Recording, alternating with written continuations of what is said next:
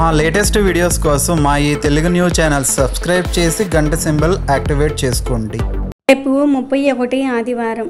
ఈ నెలలో ఆఖరి రోజు కనుక 2 లవంగాలతో ఇలా చేస్తే చాలు. వచ్చే నెలలో ధనానికి లోటు రాదు. నెలంతా ఎటువంటి కష్టాలు రాకుండా ఉంటాయి.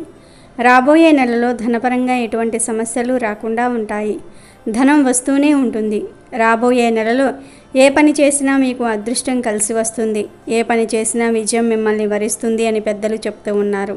నెల ముగిసే రోజుకు కూడా ఎంతో ప్రాముఖ్యత ఉంటుంది. ఎందుకంటే ముగింపే ఆరంభానికి సంకేతం కనుక నెలలో ఆఖరి రోజున లవంగాలతో ఒక చిన్న పరిహారం చేస్తే రాబోయే నెలలో మీకు బాగా కలిసి వస్తుందని, కష్టాలన్నీ కూడా పోతాయని పెద్దలు చెప్తూ ఉన్నారు. ఈ పరిహారానికి కేవలం 2 లవంగాలు ఉంటే చాలు. ఇంట్లో ఉండే లవంగాలతోనే ఈ పరిహారం చేసుకోవచ్చు కనుక ₹1 కూడా ఖర్చు చేయకుండా ఈ పరిహారాన్ని చేసుకోవచ్చు. లవంగాలకు పరిహార శాస్త్రంలో ఎంతో ప్రాధాన్యత ఉంది. లవంగాలను అనేక తాంత్రిక పూజలలో వినియోగిస్తూ ఉంటారు. లవంగాలు చాలా శక్తివంతమైనవి. లవంగాలకు మన కష్టాలను తొలగించే శక్తి ఉంది. ధనాన్ని ఆకర్షించే శక్తి ఉంది.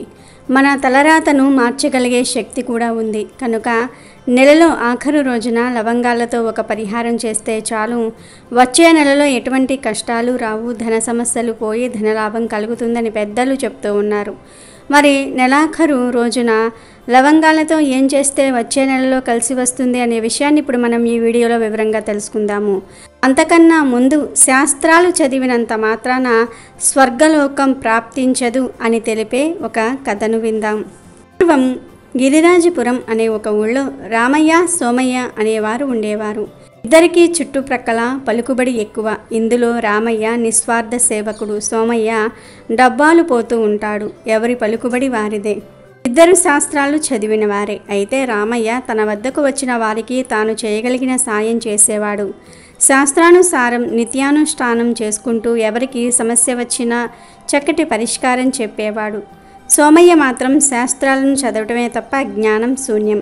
పైపైన చదివి గొప్ప వ్యక్తిగా చలామణి అవుతూ ఎవరైనా ఏదైనా అడిగితే అహంకారంతో సమాధానాలు చెప్తూ ఉండేవాడు.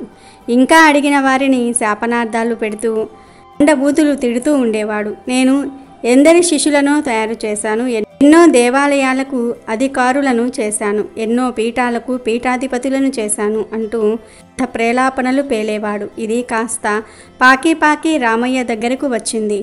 ఎన్నాళ్ళుగానో విన్నకున్న రామయ్య ఓసారి అటుగా వెళ్తూ సోమయ్య ఎవరినో తిట్టడం విన్నాడు.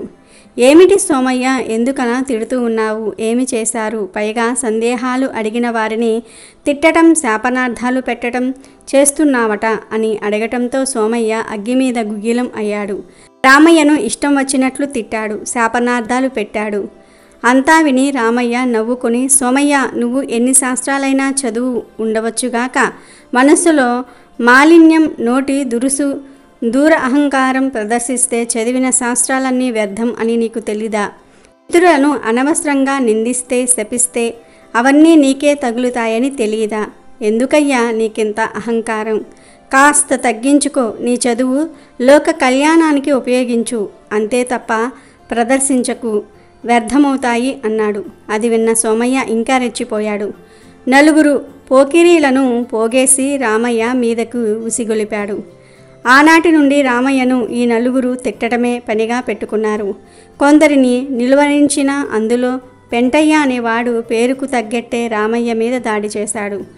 రామయ్య ఎంతో నిదానంగా ఎంత చెప్పినా వినకుండా అంతకంతకు పెంటయ్య రెచ్చిపోవటంతో శపించాడు. దాంతో పెంటయ్య పతనం అవ్వటం మొదలయ్యింది. అసలు వీళ్ళు ఎవరు? అంత పాండిత్యం నేర్పి ఇలా బజారున ఎందుకు పడ్డాడు అని తన దివ్య దృష్టితో సోమయ్య పెంటయ్యల పూర్వజన్మలను చూశాడు. ఆశ్చర్యపోయాడు. సోమయ్య ఓ ముష్టివాడు. ఇతడు చేసిన కొన్ని పుణ్య కర్మల వలన కొద్దిగా శాస్త్ర పాండిత్యం అబ్బింది. పెంటయ్య ఓ కుష్ఠిరోగి. వీళ్ళ పూర్వజన్మల సంస్కారం వలన బుద్ధి పెడద్రోవ పట్టిందని గ్రహించాడు. మధ్యలో దూరి నిత్యానుష్ఠానం చేసుకుంటున్న రామయ్యపై దాడి చేసిన పాపానికి త్వరలోనే ఫలితం అనుభవించి అన్నీ పోగొట్టుకుని దీర్ఘరోగాల పాలయ్యాడు. దొంగ పాండిత్యంతో ప్రజలను మోసం చేయటము, దూషించటము, శాపనార్థాలు పెట్టడం వంటి పాపాలకు తన పూర్వజన్మ స్థితికి చేరుకుంది. ముగ్గురు కొన్నాళ్లకు మరణించారు. ముగ్గురిని యమదూతలు యముడి ముందు ప్రవేశపెట్టారు. మధ్యలో దూరిన పెంటయ్యకు మళ్ళీ కలియుగం వరకు శిక్ష వేశాడు. సోమయ్య, నువ్వు చేసిన పుణ్యం కంటే పాపమే ఎక్కువ ఉంది. పుణ్యం అనుభవిస్తావా, పాపం ముందు అనుభవిస్తావా అంటే స్వర్గానికి వెళ్తానని స్వర్గానికి వెళ్ళాడు. వెంటనే నరకానికి వచ్చేశాడు. తీసుకువెళ్ళి నరకంలో పడేశారు. రామయ్యను సత్కరించి అతి కొద్ది రోజులు నరకంలో ఉంచి అతిథి మర్యాదలు చేసి వైకుంఠం పంపారు. ఇక వీడియోలోకి వస్తే, ఎవరైతే మేము ఎప్పుడూ సమస్యలతో బాధపడుతూ ఉన్నాము, ఎప్పుడూ ధనం విషయంలో కొరత ఏర్పడుతుంది, ప్రతి నెలలోనూ మాకు సమస్యలే వస్తూ ఉన్నాయి అని బాధపడుతూ ఉన్నారో వారు చక్కగా నెలలో ఆఖరు రోజున 2 లవంగాలను తీసుకోండి. 2 లవంగాలతో ఈ చిన్న పని చేయటం వలన ఎంత పెద్ద సమస్య ఉన్నా ఆ రోజుతోనే పోతాయి. అంతేకాదు వచ్చే నెలలో మీకు ఎటువంటి సమస్యలు రాకుండా ఉంటాయి. అసలు ఏం చేయాలి అంటే, ముందు 2 లవంగాలు తీసుకొని వాటిని పొడిలాగా చేయండి. చిన్న రాయితో కొడితే పొడిలాగా అయిపోతాయి. మెత్తటి పొడిగా చేసుకోండి. తర్వాత ఆ పొడిని ఒక గ్లాసుడు నీటిలో కలపండి. గాజు గ్లాసు, స్టీల్ గ్లాసు, రాగి గ్లాసు ఇలా ఏ గ్లాసులో ఉంటే అంటే మీ ఇంట్లో ఏ గ్లాసు ఉంటే ఆ గ్లాసుతో నీటిని తీసుకొని ఆ నీటిలో ఈ పొడిని కలపండి. బాగా కలిసేలాగా కలపండి. తర్వాత ఈ నీటిని తీసుకుని వెళ్ళి పూజ గదిలో మీ ఇష్టదైవం ఫోటో ముందు పెట్టి సంకల్పం చెప్పుకోండి. మేము ఈ నెలలో అనేక కష్టాలు పడ్డాము. ధనం విషయంలో ఎన్నో బాధలు పడ్డాము. కనీసం వచ్చే నెలలో అయినా మాకు కష్టాలు రాకుండా, ధనానికి లోటు రాకుండా, ధన సంపాదన పెరిగేలాగా, సంతోషంగా ఉండేలాగా చూడు దేవుడా అని దృఢంగా దేవుడికి సంకల్పం చెప్పుకోండి. మీ ఇష్టదైవానికి సంకల్పం చెప్పుకోండి. అలా సంకల్పం చెప్పుకున్న తర్వాత ఎవరైతే ఈ పరిహారాలను చేస్తారో వారు ఈ నీటిని తీసుకుని తాగేయండి. అంతే. ఇలా ఈ చిన్న పని చేస్తే చాలు, మీ శరీరానికి నూతన శక్తి వస్తుంది. వచ్చే నెలలో మీకు ఎటువంటి కష్టాలు, ధన సమస్యలు, అనారోగ్య సమస్యలు రాకుండా ఉంటాయి. ధనం విషయంలో లోటు రాదు. ధన సంపాదన విపరీతంగా పెరుగుతుంది. కాబట్టి ప్రతి ఒక్కరూ కూడా నెలలో ఆఖరు రోజున 2 లవంగాలతో ఈ చిన్న పరిహారం చేసి శుభయోగాన్ని పొంది సంతోషంగా జీవించండి. ఆదివారం నాడు ఈ ఒక్క పని చేయటం మానేస్తే 4 వైపుల నుండి ధనలాభం కలుగుతుందని పెద్దలు అంటూ ఉన్నారు. మరి ఆ పని ఏమిటో ఇప్పుడు మనం తెలుసుకుందాం. వారానికి ఒక్కసారి వచ్చేది ఆదివారం. ఈరోజు సెలవు కావటంతో అందరూ అనేక రకాల పనులు చేస్తూ ఉంటారు. వారమంతా కూడా కష్టపడి ఆదివారం మాత్రం హాయిగా రిలాక్స్ అవుతూ ఉంటారు. కానీ ఆదివారం గురించి మనకు తెలుసుకోవలసిన విషయం ఒకటి ఉంది. అదేమిటంటే, ఆదివారం అత్యంత శక్తివంతమైన రోజు. సృష్టికి ఆద్యం ఆదివారం. దీనికి తోడు సూర్యుని ప్రత్యక్ష భగవానుడు అంటారు. అందుకే ఆదివారాన్ని రవివారంగా పిలుస్తూ ఉంటారు. ఏ విషయమైనా సరే సూర్యుని నుండే ప్రారంభమవుతుంది, సూర్యునితోనే అంతమవుతుంది. సైన్స్ ప్రకారం చూసినా కూడా అన్ని గ్రహాలు సూర్యుని చుట్టే తిరుగుతూ ఉన్నాయి. అంటే ఈ విశ్వంలో జీవించే ప్రతి ప్రాణి ప్రత్యక్షంగా సూర్యునిపై ఆధారపడి ఉన్నదని అర్థం చేసుకోవాలి. వారంలోని ఇతర రోజుల్లో మాంసాహారం తిన్నా పెద్దగా తప్పులేదు. కానీ ఒక్క ఆదివారం మాంసాహారం తినటం వలన ఎంత దోషమో, ఎన్ని నష్టాలు కలుగుతాయో ఎవ్వరికీ తెలియదు. ఆదివారం మాంసాహారం తినవారు శక్తిహీనులవుతారని మన వేదాలలో ఉంది. ఆదివారం నాడు మిగిలిన రోజుల్లో లేని ఒక శక్తి ఉంటుంది.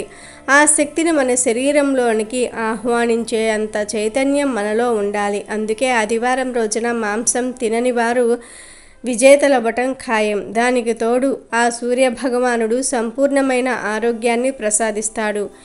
మన దేశానికి ఆంగ్లేయులు వచ్చినప్పుడు భారతీయులలో ఉన్న మేధోశక్తికి, సంపూర్ణ ఆరోగ్యానికి ఆశ్చర్యపోయారు. దానికి కారణం ఆదివారం పాటించే నియమాలే అని గుర్తించి భారతీయుల్ని ఎలా అయినా సరే శక్తిహీనుల్ని చెయ్యాలి అనుకున్నారు.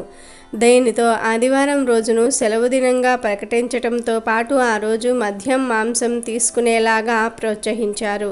ఆదివారం ఎలాంటి నియమాలు పాటించకుండా చేశారు. ప్రపంచంలోని చాలా భాగాన్ని ఇంగ్లీషు వారే పాలించటంతో ఆనాటి నుంచి ఆదివారాన్ని సెలవు దినంగా ప్రకటించేవారు.